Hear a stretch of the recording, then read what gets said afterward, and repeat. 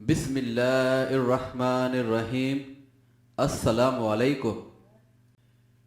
آج میں بیان کروں گا 10 محرم الحرام کے روزے کی فضیلت۔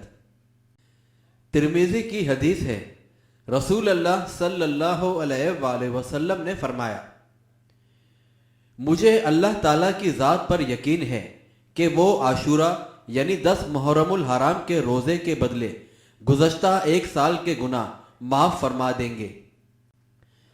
صحیح مسلم کی حدیث ہے، حضرت ابو قتادہ رضی اللہ تعالی عنہ سے روایت ہے، عاشورہ کے روزے کے بارے میں پوچھا گیا تو آپ صلی اللہ علیہ وآلہ وسلم نے فرمایا، یہ پچھلے ایک سال کے گناہوں کا کفارہ ہے۔ صحیح مسلم کی حدیث ہے، نبی کریم صلی اللہ علیہ وآلہ وسلم نے محرم کے روزہ کی فضیلت بیان کرتے ہوئے فرمایا، رمضان کے بعد افضل ترین روزہ اللہ تعالیٰ کے مہینے محرم کا ہے۔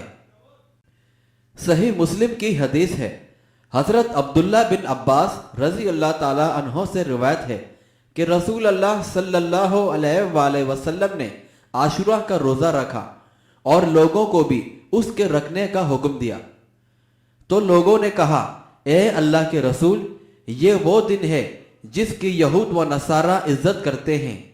تو آپ صلی اللہ علیہ وآلہ وسلم نے فرمایا، جب اگلا سال آئے گا اگر اللہ نے چاہا تو ہم 9 تاریخ کا روزہ بھی رکھیں گے۔